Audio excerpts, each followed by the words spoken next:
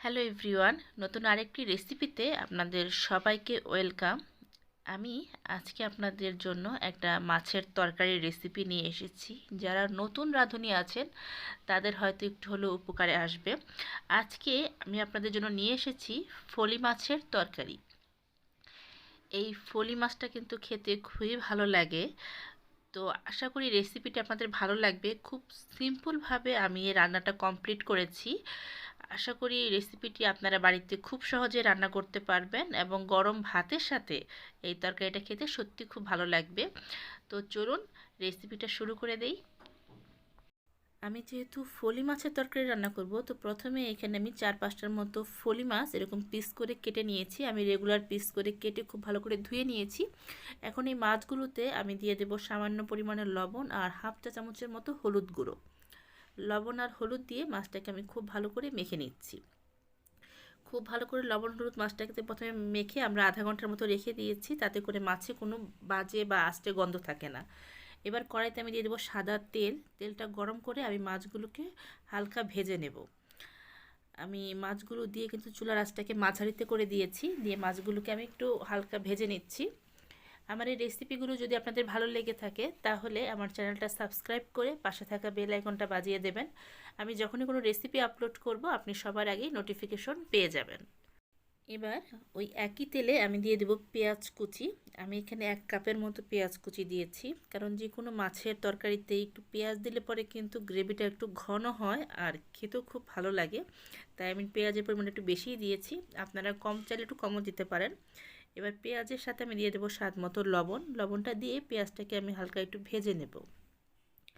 আমার পেঁয়াজগুলো কিন্তু দেখুন একটু ব্রাউন কালার হয়ে এসছে।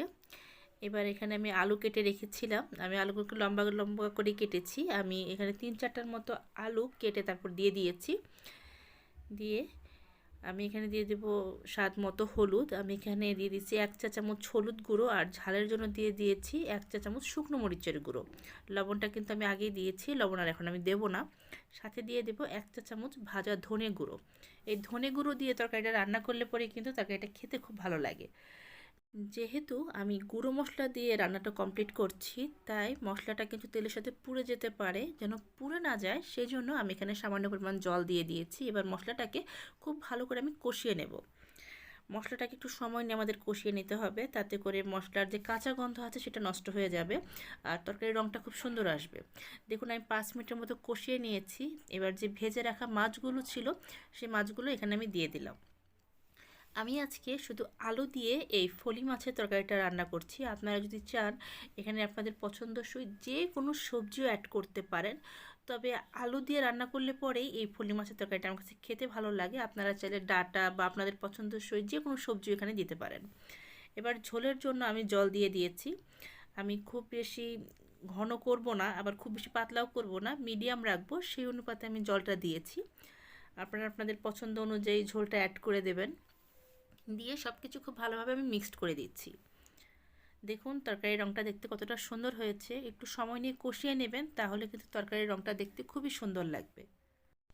এখন আমি চুলার আঁচটাকে বাড়িয়ে রান্নাটা কমপ্লিট করেছি। দেখুন গ্রেভিটা কিন্তু অনেকটাই শুকিয়ে এসছে। এখানে আমি দিয়ে দেব ভাজা জিরের গুঁড়ো। নামানোর আগে আমি জিরের গুঁড়োটা অ্যাড করে দিয়ে দিয়েছি। আমি 2 চা চামচের মতো জিরের গুঁড়ো দিয়েছি। আর নামানোর আগে জিরে গুঁড়ো দিলে পরে কিন্তু আপনার জিরের যে ফ্লেভারটা আছে সেটা একদম ইনটেক্ট থাকে, তাই বেশিক্ষণ আগে জিরে গুঁড়োটা অ্যাড করবেন না। আপনারা চাইলে জিরে বাটাও দিতে পারেন। এবার জিরে গুঁড়ো দিয়ে আমি তরকারিটাকে খুব ভালোভাবে মিক্সড করে দিচ্ছি। দেখুন আমি কিন্তু তরকারিটা খুব ভালোভাবে মিক্সড করে দিয়েছি। আমার হয়ে গেছে। আমি একটা সার্ভিং ডিশে মাছের ঝোলটাকে সার্ভ করে নিচ্ছি। গরম ভাতের সাথে এই রেসিপিটা খেয়ে দেখবেন, আশা করি আপনাদের ভালো লাগবে। আর আজকে আমি ফলি মাছের তরকারিটা এভাবে রান্না করছি। আপনারা চাইলে ফলি মাছের পরিবর্তে যে কোনো মাছ দিয়ে এই সেম প্রসেসে রান্নাটা কমপ্লিট করতে পারবেন। খেতে আশা করি ভালো লাগবে। স্পেশালি যারা নতুন রাঁধুনি আছেন তারা একবার হলেও এই রেসিপিটা এভাবে ট্রাই করবেন। আশা করি আজকের এই রেসিপিটা আপনাদের ভালো লেগেছে। আবার ফিরবার এক নতুন রেসিপি নিয়ে। সেই পর্যন্ত আশা করি সবাই ভালো থাকবেন, আর ভিডিওটি দেখার জন্য সবাইকে ধন্যবাদ।